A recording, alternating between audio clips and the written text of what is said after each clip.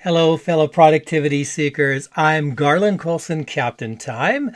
And in our video today, we're going to talk about the connection code, 10 essential business networking tips. So this is a mini guide I put together on business networking after noticing in the groups that I belong to, a lot of newbies who are really kind of struggling with networking. Maybe they haven't done a lot of it before. They're not sure what to do during a meeting to be more effective, what to do between meetings, how to even choose the right group. So I put together this mini guide. You can look in the description below this video and it will have a link to where you can access all of this content, all this information absolutely for free. So first off, let's talk about the power of networking. Business networking is one of the most powerful methods of marketing because it works with word of mouth. And we always believe word of mouth more than we believe any sort of advertising. So it's a great way by business networking, you can connect with potential clients, partners, or even investors. Can lead to referrals, which are the best leads you can get. It can help you gain knowledge about your industry or market. And it's nice to have that support. Entrepreneurship's a lonely journey, but when you go to these business networking groups, these people become your community. They become other people you can share with and learn from each other's mistakes and celebrate your successes together. Networking helps you build your credibility. When you attend these events and share your expertise with others, you establish yourself as an authority in your field. And this gives you a stronger reputation, a lot more visibility, and opportunities will come your way. So business networking is, as I said, is one of the most powerful methods. I build lifelong, mutually beneficial relationships with people, and it's been a brilliant way for me to build my business. So the first step is to make sure your messaging is clear. Before you go to a business networking session, make sure it's clear that you've got the right message about your business. I've had some people that really seem confused when they're trying to explain to me what they do. It's not really clear and I don't understand. So you want to make a strong first impression. Usually you get a chance to do an introduction. You've only got a few seconds to make that great first impression. You want a clear, concise message that communicates your value proposition. And your message should be simple and easy to understand. And don't use that industry jargon because people who aren't in your industry aren't going to understand it. And I love using storytelling. Storytelling is a very powerful way to communicate your message. I often share a story about customers that I've been able to help so people can better understand what I do. Be authentic. There's nothing better than authenticity when it comes to delivering your message. People could tell when you're not being genuine, you're just trying to sell something. So it's important to be yourself, let your passion shine through. So you want to make sure that, again, the strong first impression, clear messaging is your very first step. Next, work out what is your unique selling proposition. What makes you stand out in a crowded business networking group? Why are you unique? Why should people deal with you? You want to focus on the benefits rather than the technical things about your services or your products. And you can tailor your message to different networking groups, depending what the group's about, because there's groups that are different. There's women's groups, there's trade industry groups, there's service groups. So you want to tailor your message to fit better what for that group and what language they want to hear. Again, your message should be concise, to the point. You don't want to ramble or go on in too much detail. You make a strong impression in a short amount of time. Storytelling, we've talked about before. It's a really great way to do this. You can use visual aids in some cases where they're allowed, like infographics, slides, or videos to communicate your message. And again, the authenticity is really important. And you want to be practicing your messages so that you can refine your message and make sure you're communicating it effectively. So now you've got a clear message in place, your unique selling proposition. Now you need to choose a group that you're going to check out. And sometimes you go to these groups and nobody's buying, and so you want to make sure you're in the right group. So you want to focus on groups that attract your preferred target audience and or excellent referral partners who work with your target audience. So one example is if you're a moving company, then anybody who's moving could be a potential target audience, a potential end client. But a referral partner who would be good for you might be a realtor, because a realtor knows multiple people moving every month. So that's an example. A referral partner brings you multiple people within your target audience. So review the website of the group you're thinking of joining, find out what members they have, check their directory. Sometimes they've got that. Call the group meeting organizers, have a chat about the business, who they think you could be referred to. Many groups, including the one I belong to, offer an initial meeting for free. So take advantage of that if it's offered. If not, find a member of the group and ask them to bring you as a guest. And don't be afraid to change groups if you find one that better suits your needs. You may have to try 3 or 4 before you find the right one. And you want to look for groups that do a good job encouraging referrals between members. Common groups, local chambers of commerce, Business Networking International, BNI, and BX Networking are all common groups. There's also a lot of specialty groups, such as networking groups for women or for specific industries. So these are really important too. And we'll provide a little bit more information about the networking groups over on the right-hand side over here. Seek training. So business networking isn't an automatic skill we're all born with. So like other soft skills that are really key to success, like time management and public speaking, business networking is a skill you need to develop over time. So even introverts can learn to network effectively. You can do this by reading books, taking training courses, or working with a business networking coach like myself. And here's some ways to access training. When you join a group, most of them have group training, and these are training programs they've developed for years. It might include local workshops or online courses, and these are part of the membership benefits you're paying for, so make sure you take advantage of them. Mentorship within your group. Most group leaders are happy to help people learn how to network more effectively. I'm the team leader for a group called BX Networking Parkland near Edmonton, Alberta, Canada. And I'm always happy to help when one of my members has a question about networking effectively. So reach out to your group leaders to find out if they can help or match you with an experienced member for mentorship. Read networking books. 2 of my favorites for business networking are Connect with Anyone in 90 Seconds or Less by Nicholas Boothman and The Introvert's Edge to Networking by Matthew Pollard. Take courses. This mini course is a great first step. I'm also developing a in-depth networking hacks course. It should be ready soon. So if you want to take a deeper course, reach out to me and we'll get you on the waiting list for that one as well. When you're at the meeting, be fully present. I know there's lots of things going on. You're really busy, so it's hard to focus on just one thing. And now you're supposedly having to jam a networking breakfast, lunch, or dinner into your busy schedule. So you go to the meeting, you're kind of frazzled and unfocused. Your phone might be ringing, and you got a whole bunch of other things you're thinking about.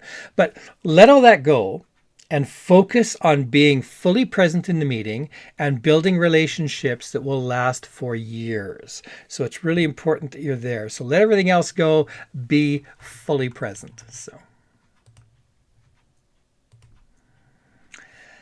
And seek out referral partners. When we go to a business networking meeting, we often do what we think is a sales pitch. We're trying to sell to all the people in the room. But instead, look for referral partners. And these might be a single person that can introduce you to 10, 20, or hundreds of prospective clients in your niche. This is the best way to leverage your time and efforts. So I use the example of a moving company, where a real estate agent knows multiple people moving each month. So a single introduction to a realtor in this case could generate $20,000 to $50,000 in sales every year for that moving company. And what if they could build relationships with multiple realtors? I mean, 5 active realtors who are active referral partners could add $100,000 to $250,000 in extra revenue year after year. So what a boost to their business. So, and there's other natural referral partners as well. I use the example of moving companies and realtors. Realtors and estate lawyers would be another one, because people settling up their estates are often going to have to sell. Web designers business consultants could be a good referral partner. If you're a motivational speaker like me, then event planners might be a good connection for you. And business coaches, connecting with accountants. Accountants may know people who need business coaching. When you go to a group, you're usually given an opportunity to do an introduction of yourself and your business. These are usually short. The group I run gives everybody 40 seconds. Some give a minute. These are sometimes called elevator speeches, referring to how long you might have to introduce yourself to someone who asks, what do you do in an elevator ride? So these introductions are critical because it's your opportunity to make a fantastic first impression, and to make people intrigued enough to seek you out during the meeting. So in the group we're at, we teach you to introduce yourself with your name, your company, what you do and why, who you'd like to be connected with, and then end with your name and company again. And then I threw in an example here. Hello, I'm Garland Coulson, known as Captain Time. My mission is to conquer time stress. As a dedicated time management trainer and coach, I'm driven by my passion for liberating individuals from the overwhelming burden of work that stifles their spirit. I'm eager to connect with business managers overseeing teams of more than 5 employees who are interested in incorporating personal development training into their growth strategies. And you can use tools like Copy AI or ChatGPT to help write your introduction and tailor your message to your audience. Different networking groups, are going to have different audiences, so you want to make sure your message is there. Use storytelling. I often use an example of one of my clients in my introduction. And again, authenticity. I know I've mentioned this multiple times, but it's really important. And practice your message. 40 seconds or 1 minute isn't a lot, so you want to make sure you're not running over. So you want to practice it until it becomes natural. Giving referrals is a great way to build your network, and it does come back to you to get referrals yourself. When you meet new people and make connections, keep track of them in your database. Usually this is a CRM, a customer relationship management system. Make sure you include their contact information and their skills so you can easily refer them to clients who need their services. So it's important to give referrals when you can. Don't wait for someone to ask before offering them up, because connecting each other is the best way we have of supporting each other and growing all of our businesses. What happens after the meeting is as important or more important than what happens there. So you need a workflow for what you do after you meet somebody. So during the meeting, take notes as soon as possible after the event. Include their name, the company they work for, any common interest or points of conversation you shared, any other details you want to remember about them. It helps to exchange business cards because you have their contact information. Add them to your CRM, your customer relationship management system. Add their contact information, notes, where you met them. And this will be easy to keep track of your interactions with them and follow up in the future. So send a follow-up email within a day or two of meeting them. It should be personalized. Thank them for taking the time to talk with you. Mention something specific you discussed. Also offer to continue the conversation over coffee or lunch sometime. Connect with them on LinkedIn. Send them a connection request and, reminding them of how you met. A great way to add them, and follow up with them regularly. Don't let your connection fizzle out. Regularly touch base. Hopefully you're connecting with them again. They come back to the meeting, but send them an interesting article you came across relating to their field, invite them to an event, or just check in to see how they're doing. And look for opportunities to collaborate. See if there's ways you could work together or refer business to each other. For example, I meet a lot of business coaches at these events, and because I kind of do business coaching too, you'd think, well, that's a competitor. But we could, for example, put on a one-day business summit, where we all teach a different topic. So that would be a great way for business coaches to get together. Also, some business coaches may not teach time management. And for example, I don't really teach coaches how to get venture capital. So there's a point where if I knew a business coach who was really good at getting venture capital for clients, I would refer my clients looking for venture capital to them, even though we're both coaches. And the number 10, become a referral hub. As you grow in your networking, you're soon becoming that go-to person to connect everyone you meet with the people and resources that they need. So becoming this referral hub has great benefits. It builds trust. It expands your network. As your network gets bigger and bigger, networking gets easier, referrals get easier, income increases. It strengthens the relationships, because if you want to do business with someone and you've sent them 2 or 3 referrals, they remember you fondly. They're more likely to want to work with you. It enhances your reputation. You're becoming known as a referral hub, and again, generates a lot more business for you. And let's talk about some networking groups. And this is not meant to be a large one, but there's many groups out there. BNI is a very referral-focused group. I think the largest one in the world. Very successful. I have an online group for brainstorming for free. You're all welcome to join my brainstorming.social group. BX Networking is the other group that I belong to, that I'm a team leader for in Parkland, which I love the process, how it works. LinkedIn, you can connect, but there's not a lot of events and meetings that pull you together. Local Chamber of Commerce can work out well, but their meetings are often unfocused. Service groups like Rotary or Elks can be a great way to meet people. And do check out women's groups. I unfortunately am not a woman, so I can't take benefit of these groups, but many of these groups are very powerful. Here's some tools I use in business networking. I use Copy AI for writing sales letters, proposals, and follow-up emails to people. Nimble CRM is a great way to do customer relationship management, or Notion can be used for CRM. And I use TextBlaze as a text expander, which is a great way to be able to automate a lot of your referrals. If you like this, please leave a referral at this link below. This is where you can leave some information about what you think of this course. Leave me some referrals. You can see some of the other ones there. We'd love to have that. That would be awesome. So, and if you need more help, here's some ways to get more help from me. I got a one-on-one coaching program. I've also got a workshop that you can book from me.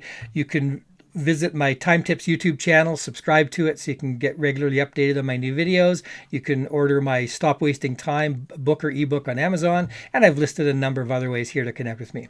So I hope you found this useful. Please do share this with others, and like and subscribe. Thanks so much for listening. Please hit the like and subscribe button. And you can support independent content creation by clicking on the Buy Me a Coffee link below. As always, reach out at captaintime.com or leave a comment down below.